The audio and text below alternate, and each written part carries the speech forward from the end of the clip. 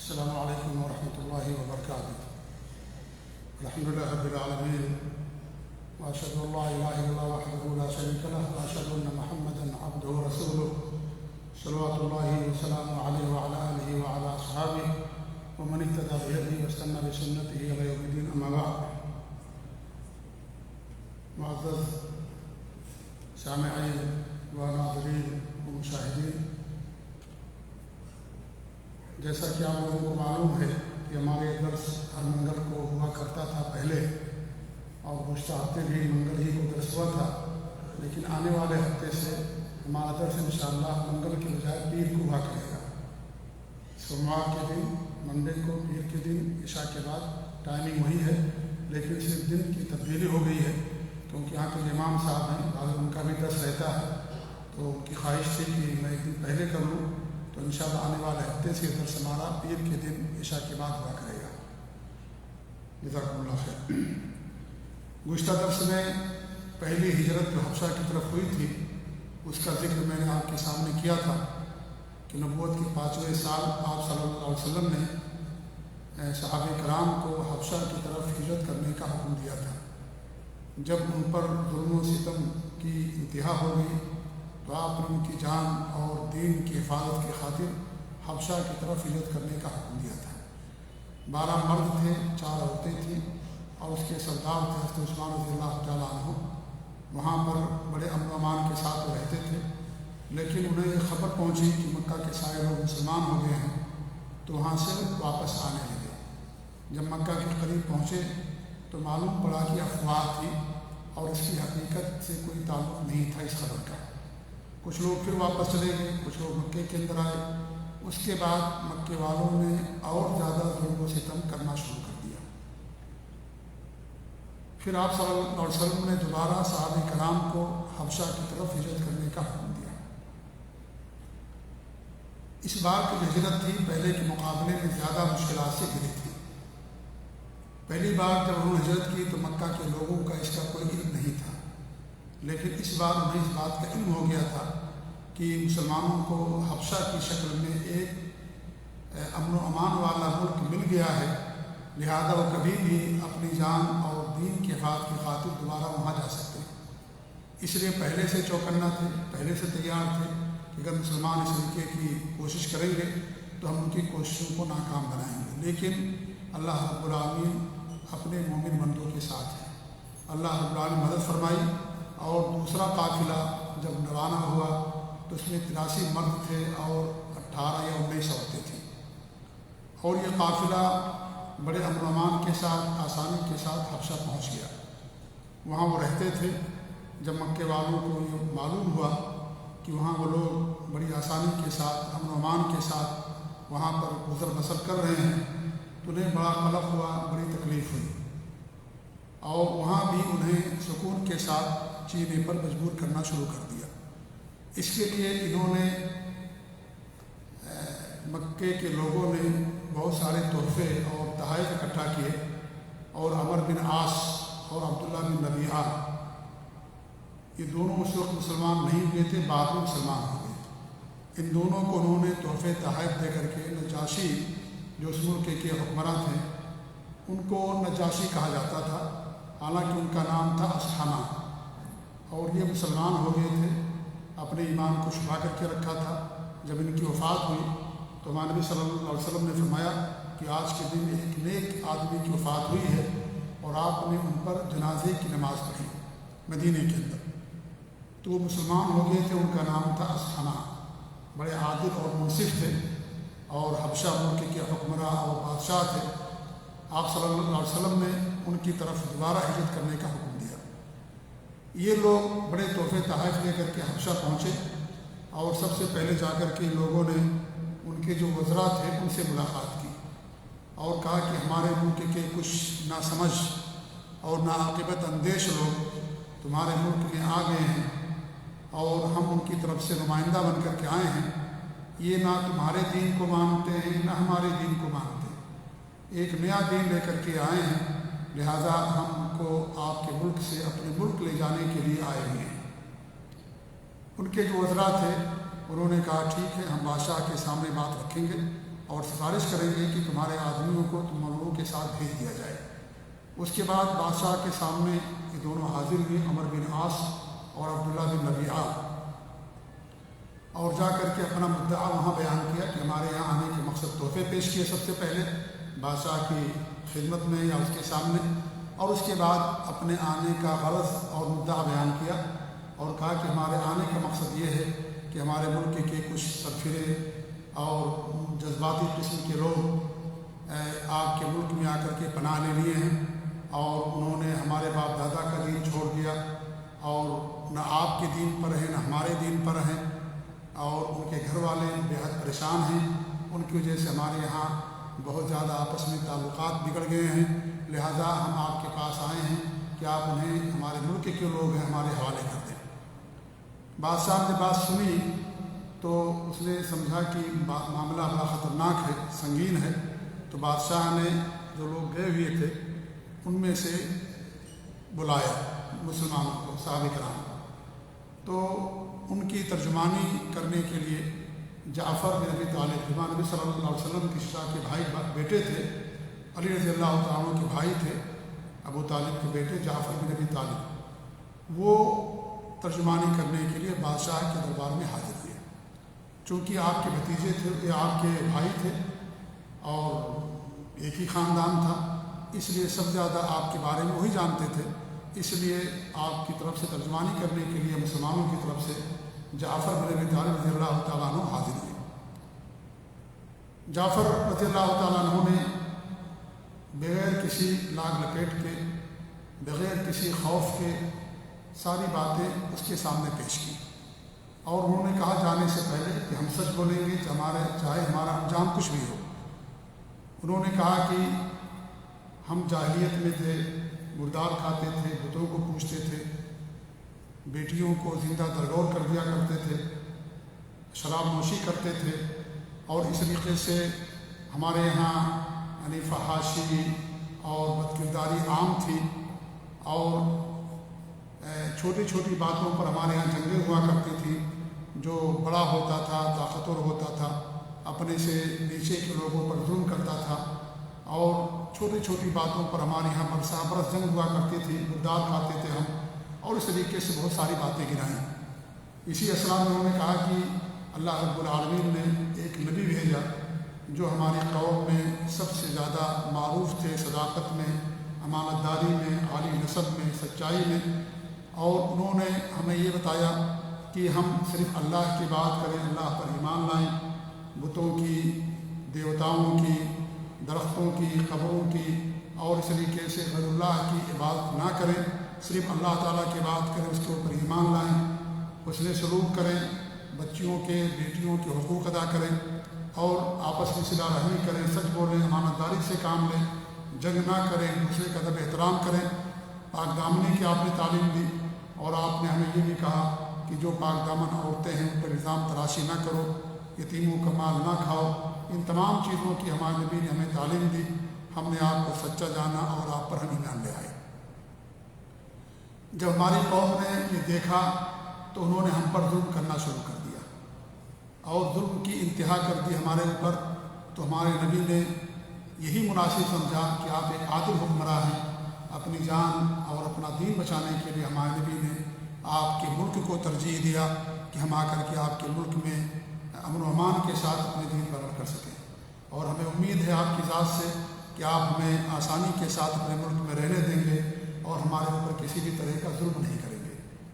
اس کے بعد ساری بات کہی جعفر بن ابی طالب رضی اللہ تعالیٰ عنہ نے، تو اس نے کہا کہ آپ کے نبی جو دین لے کر کے آئے ہیں کیا اس میں سے کچھ ہمیں سنا سکتے ہو؟ انہوں نے کہا کہ ہاں، تو انہوں نے سورہ مریم کی شروع کی چند آیتوں کی تلاوت کی۔ جب تلاوت کی تو وہ بادشاہ سن کر کے زار و قطار رونے لگا، اور اس کے جو وزراء تھے وہ بھی رونے لگے، اور اس نے کہا کہ یہ جو کلام ہے اور عیسیٰ علیہ السلام پر جو کلام تھا ان دونوں ایک ہی مشعل سے اور یعنی ایک ہی سورس سے آئے ہوئے۔ اس کے بعد بادشاہ نے دونوں کو حکم دیا کہ ہمارے ملک سے نکل جاؤ، اور تحفے تحائف واپس کر دیے۔ پہلے دن بات ختم ہو گئی، اس کے بعد عمر بن عاص نے دوسری چال چلی اور عبداللہ بن ربیعہ سے کہا کہ ہم کل جا کر کے ان کو یہاں سے نکلوا کر کے رہیں گے اور ان کی جڑ ہم کاٹ دیں گے۔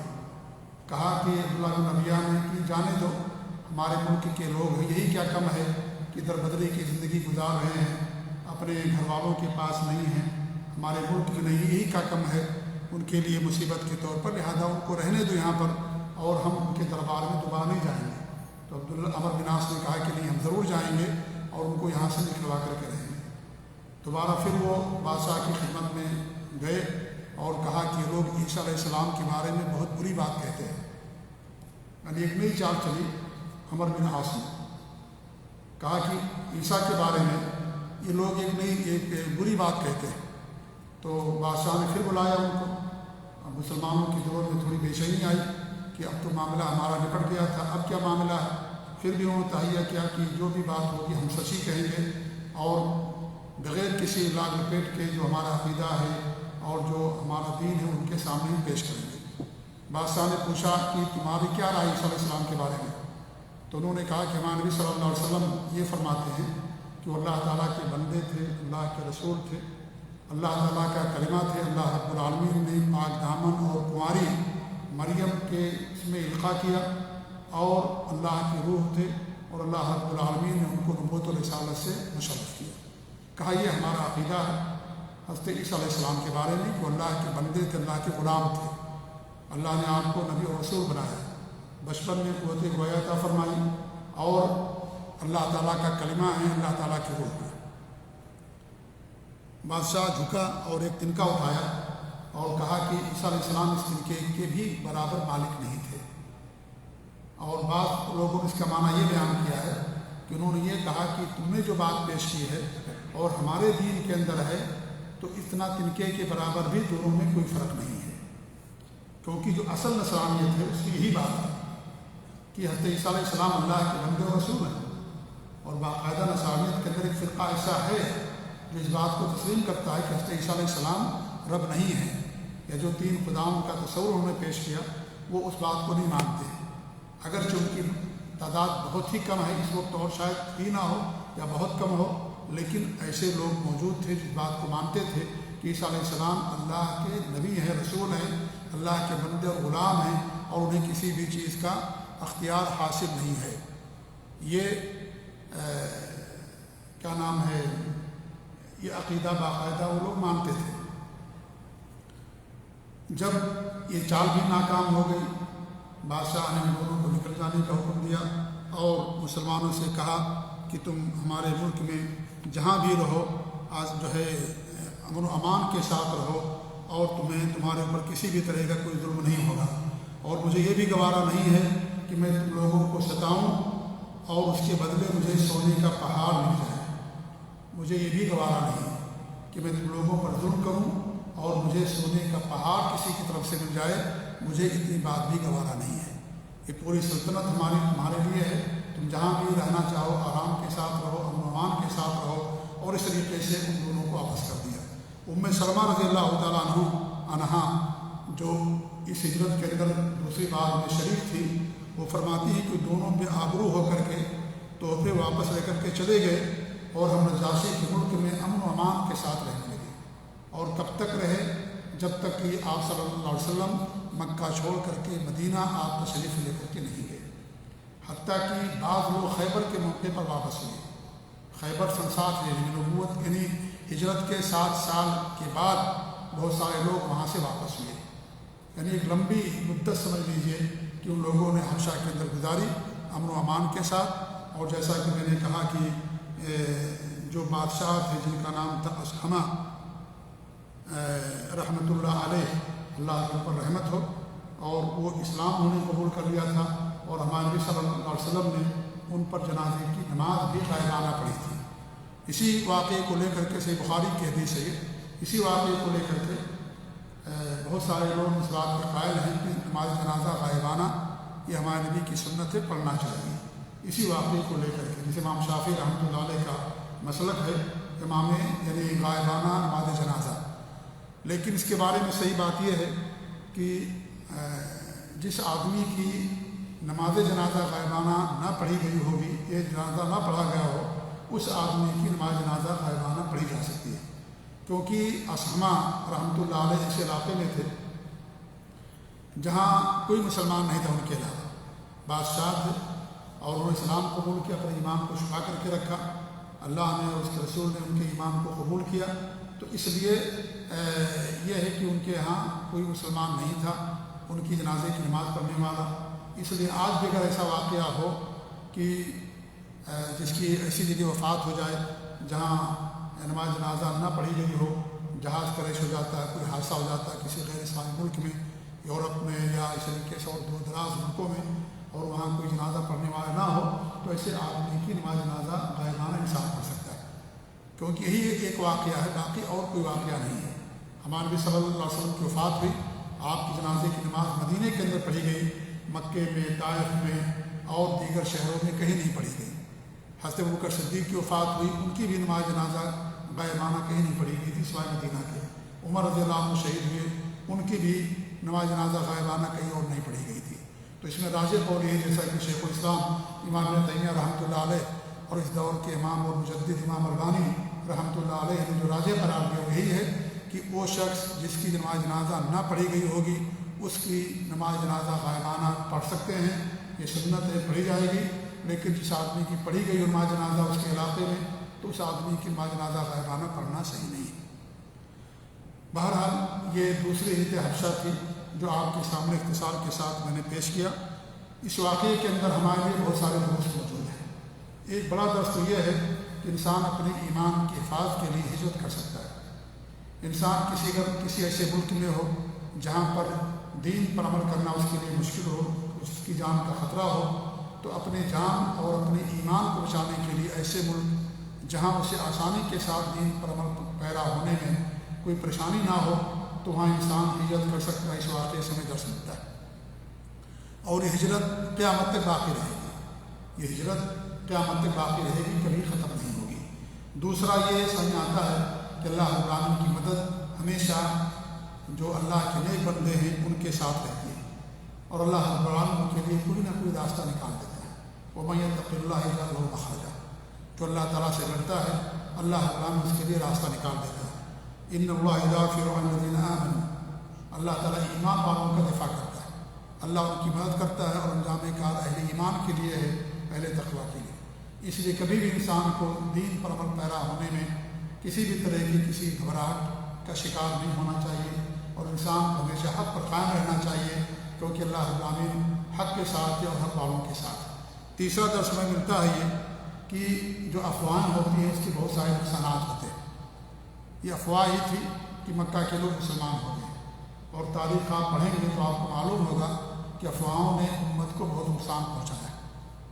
آپ دیکھیں بڑی ساری افواہیں اڑائی گئی، اللہ کے رسول کے زمانے میں خود غزوہ احد میں افواہ اڑائی گئی کہ اللہ کے رسول صلی اللہ علیہ وسلم کو قتل کر دیا گیا، جس کی وجہ سے مسلمان بددل ہو گئے کہ اب ہمیں جینے سے کیا فائدہ، اللہ کے رسول کی کو قتل کر دیا گیا، اور اس افواہ کا بہت برا اثر پڑا مسلمانوں کے اوپر۔ تو جو افواہ ہوتی ہے افواہ کے بہت سارے نقصانات ہوتے ہیں۔ حضرت عثمان غنی رضی اللہ تعالیٰ عنہ کی خلافت اسی افواہ کے نتیجے میں ختم ہوئی، اور ان کو قتل کیا گیا، شہید کیا گیا۔ ان کے تعلق جھوٹی خبریں لوگوں نے گڑھ کر کے پیش کی، جو خارجی تھے، اوباش قسم کے تھے، اور اس طریقے سے جو یعنی جو ایک نیا عقیدہ لے کر کے آئے، اور اس طریقے سے یعنی خروج کا اور بغاوت کا حکمرانوں کے خلاف، وہ بھی اسی افواہ کے نتیجے میں حضرت عثمان غنی رضی اللہ تعالیٰ کو شہید کیا گیا۔ اللہ کے رسول کے زمانے میں بھی آپ دیکھیں کہ حضرت عائشہ رضی اللہ تعالیٰ پر بھی الزام لگایا گیا، ایک افواہ تھی، جھوٹی خبر تھی۔ تو اس طریقے سے تاریخ آپ پڑھیں گے تو افواہوں نے بڑی بڑی حکومتوں کو ختم کر دیا، اور بڑے بڑے نقصانات سے امت کو دوچار ہونا پڑا۔ تو افواہ میرے بھائی کبھی بھی انسان کو افواہ پر دھیان نہیں دینا چاہیے۔ اللہ رب العالمین نے حکم دیا ہے کہ جب تمہیں کوئی خبر پہنچے اس کی تحقیق کر لیا کرو۔ آج کتنی افواہیں ہمارے اندر رائج ہیں، یعنی مسلمانوں کے تعلق سے، علماء کے تعلق سے، اور اس طریقے سے حکمرانوں کے تعلق سے۔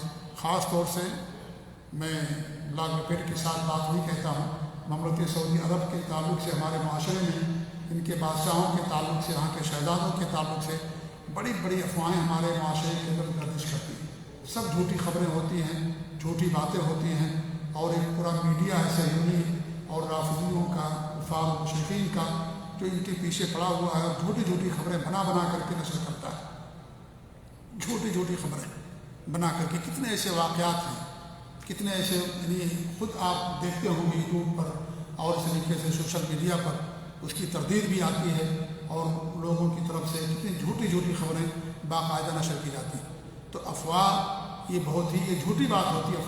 افواہ کہتے ہیں جھوٹ کو۔ ہمارا دین سچا ہے، لہذا سچ بولیں، سچے لوگوں کے ساتھ رہیں، سچائی پر یقین کریں، اور اللہ تعالیٰ سچے لوگوں کے ساتھ ہوتا ہے، ان کی بات کرتا ہے۔ جھوٹ اور افواہوں پر آپ دھیان نہ دیں۔ اگر ہمارے تعلق سے کوئی افواہ پھیلاتا ہے تو ہمیں کتنی تکلیف ہوتی ہے، کتنا انسان کو برا لگتا ہے۔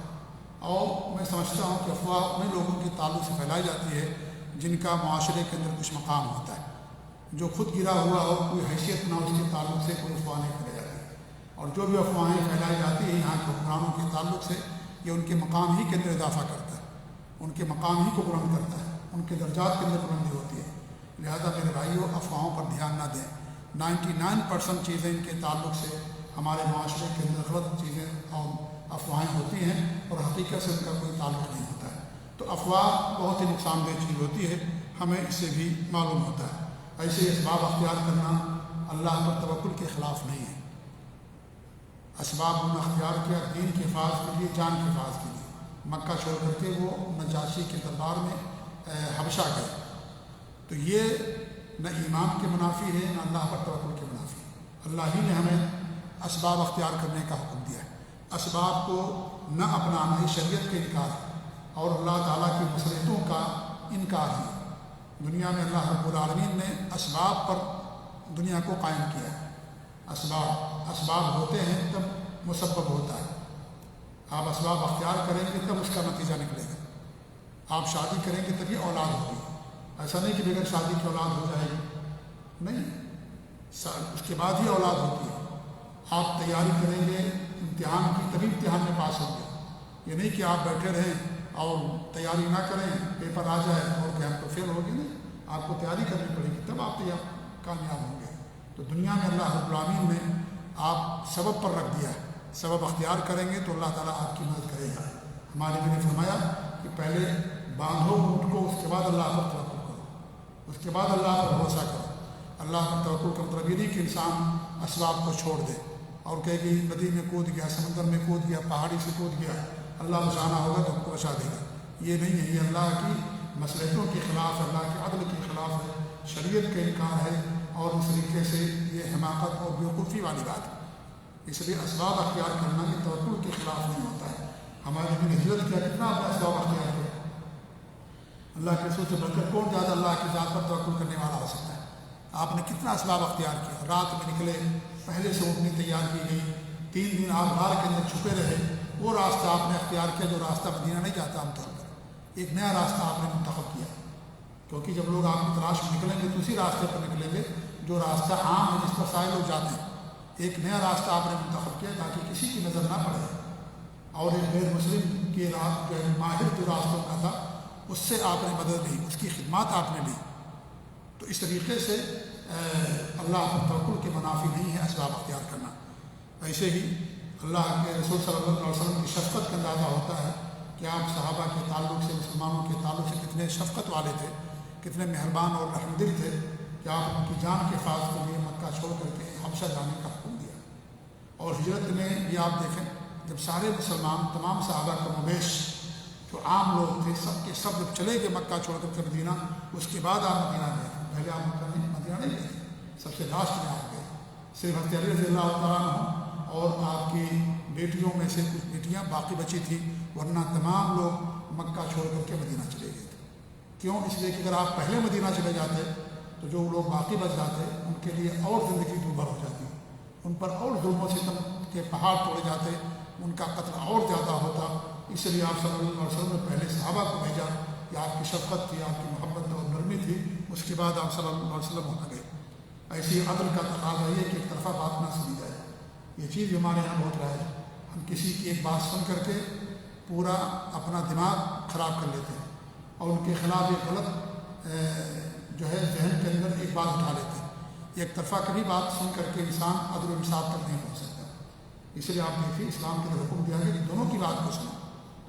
بادشاہ نے سن لیا ان کی بات, مسلمانوں کو طلب کیا, ان کی بات سن, تب جا کر کے اس کو حقیقت اس پر آشکارا ہوئی, تب جا کر کے حقیقت واضح ہوئی. کوئی انسان اپنی غلطی بیان نہیں کر سکتا ہے, کوئی بھی ایسا انسان ہے جو اپنی غلطی کو بیان کرے.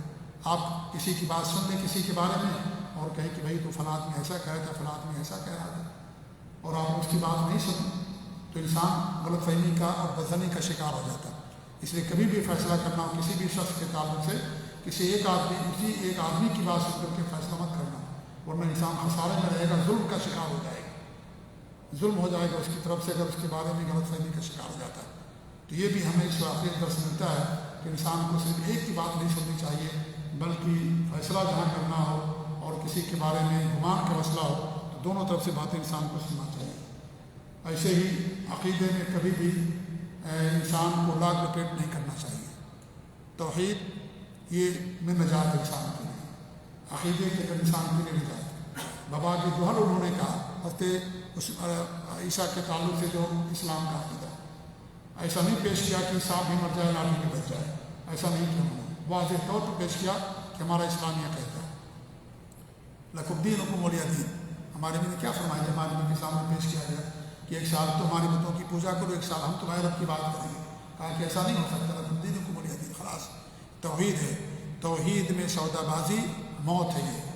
یہی پہچان ہماری, اس دین کی پہچان توحید ہے. توحید اور عقیدہ جب انسان کے پاس رہے گا تو ختم ہو جائے گا, اس کو جینے سے بھی کوئی فائدہ نہیں. یہی ہماری پہچان ہے دیگر مذاہب سے. ان کے یہاں شرک ہے, ہمارے یہاں شرک نہیں. یہی پہچان ہماری سب سے بڑی. ورنہ اچھے اخلاق ان کے پاس بھی ہیں, ان کے پاس بھی صلہ رحمی ہے, سچائی ان کے پاس بھی ہے. ہم سے زیادہ وہ لوگ رفاع عام کا کام کرتے ہیں, ہم زیادہ ان کے پاس جو ہے غریبوں کے لیے کام ہے, ہم زیادہ ان کے پاس اسپتال ہیں, زیادہ وہ ایسے کام کرتے ہیں. لیکن کیا ہمارا ان کے درمیان فرق ہے؟ توحید کا فرق ہے. یہی سب سے بنیادی چیز ہے. تو توحید میں کبھی بھی سودے بازی نہیں ہو سکتی. کبھی بھی توحید کو انسان یعنی اس کے تعلق سے سودے بازی نہیں کر سکتا. تو یہ بھی ہمیں اس سے درس ملتا ہے کہ انسان توحید پر قائم رہے, ایمان پر قائم رہے, اللہ تعالیٰ اس کی مدد کرتا ہے. نصرانیت کے اندر یہ بھی معلوم ہوا ہمیں کہ نصرانیت کے اندر جو اصل تھا یہی تھا کہ حضرت عیسیٰ علیہ السلام اللہ کے بندے ہیں اور نعوذ باللہ وہ ایک رب نہیں ہے جیسا کہ تین خدا کا تصور ان لوگوں نے بعد میں ایجاد کیا. حضرت عیسیٰ علیہ السلام کے وفات کے تقریباً یعنی حضرت عیسیٰ علیہ السلام کے معذرت کے ساتھ زندہ اٹھائے جانے کے بعد, عیسیٰ علیہ السلام کی وفات نہیں ہوئی بھی, ابھی تو آپ آسمان پر زندہ اٹھائے گئے ہیں, دنیا میں دوبارہ آئیں گے اور پھر ان کی طبعی موت ہوگی. قیامت سے پہلے آئیں گے عیسیٰ علیہ السلام اور دجال کا قتل کریں گے اور ان کی طبعی موت ہوگی حضرت عیسیٰ علیہ السلام کی. اور حضرت عیسیٰ علیہ السلام زندہ اٹھا لیں گے آسمان پر ہی, ابھی ان کی وفات نہیں ہوئی ہے, تو وہ آئیں گے دنیا کے اندر دوبارہ. تو حضرت عیسیٰ علیہ السلام کے زندہ اٹھائے جانے کے کئی سو سالوں کے بعد لوگوں نے یہ عقیدہ کرا حضرت عیسیٰ علیہ السلام کے بارے میں کہ وہ تین خدا میں سے ایک ہیں. ورنہ اصل ان کے یہاں یہ بھی ہے کہ حضرت عیسیٰ علیہ السلام اللہ کے بندے تھے, اللہ کے رسول تھے, اور اس طریقے سے وہ تین خداؤں میں سے, تین رب میں سے ایک رب نہیں ہیں. یہ تو کھلا ہوا کفر اور شرک ہے. یا عیسیٰ علیہ السلام اللہ کے بیٹے نہیں ہیں جیسا کہ ان لوگوں نے بعد میں عقیدہ کرا. نصرانیوں نے عقیدہ کرا کہ عیسیٰ علیہ السلام اللہ کے بیٹے ہیں. یہودیوں نے کہا کہ حضرت عزیر علیہ السلام اللہ کے بیٹے. یہ سب اللہ تعالیٰ کے ساتھ کفر ہے اور شرک ہے. اس طرح کا عقیدہ رکھنا نعوذ باللہ, اللہ تعالیٰ ہر نقص سے پاک ہے. اللہ تعالیٰ کسی اولاد کا محتاج ہے, نہ بیوی کا محتاج ہے, نہ کسی کا محتاج ہے. لہذا اس طرح کا عقیدہ کرنا اللہ العالمین کے ساتھ کفر اور شرک کا عقیدہ ہے. تو یہ سارے دروس ہمیں اس واقعے سے ملتے ہیں. اللہ تعالیٰ سے ہماری دعا کہ اللہ العالمین ہمیں اپنے نبی صلی اللہ علیہ وسلم کی سیرت پاک کو پڑھنے کی توفیق عنایت فرمائے. اللہ تعالیٰ ہمارے توحید کو پیوست رکھے, عقیدہ توحید پر قائم رکھے, شرک سے بدعات اور خرافات سے دور رکھے, سنت پر قائم رکھے. آمین. وصلی اللہ علیہ محمد وعلی آلہ وصحبہ اجمعین. جزاکم اللہ خیر. السلام علیکم و رحمۃ اللہ وبرکاتہ.